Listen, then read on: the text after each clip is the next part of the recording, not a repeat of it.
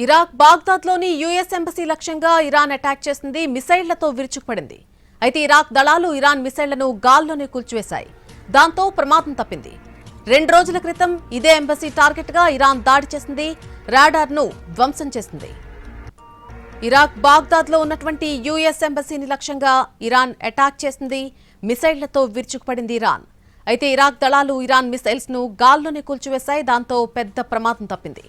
2 రోజుల క్రితం ఇదే ఎంబసీ టార్గెట్ గా ఇరాన్ దాడి చేసింది. రాడార్ ను ధ్వంసం చేసింది ఇరాన్. అలాగే దుబాయ్ ఎయిర్పోర్ట్ ను కూడా మళ్లీ టార్గెట్ చేసింది ఇరాన్. ఇంటర్నేషనల్ ఎయిర్పోర్ట్ టార్గెట్ గా మిసైళ్లతో విరుచుకుపడింది. ఫ్యూయల్ ట్యాంక్ పై మిసైల్ పడిపోవడంతో పెద్ద ఎత్తున మంటలు ఎగిసిపడుతున్నాయి.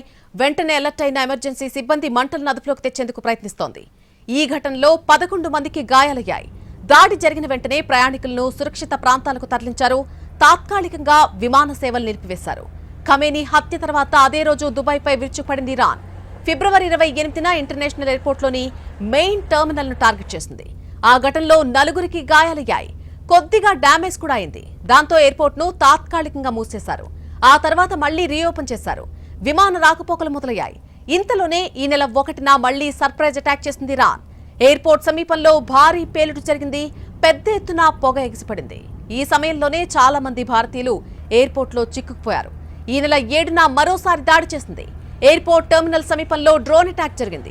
ఈ ఘటనలో పెద్దగా నష్టం జరగలేదు. కానీ ఈ నెల 11న 2 డ్రోన్లతో మళ్లీ టార్గెట్ చేసింది. ఈ ఘటనలో 4గురికి గాయాలయ్యాయి. కాసేపు విమాన సేవలు నిలిపివేశారు. అరగంట తర్వాత మళ్లీ పునరుద్ధరించారు.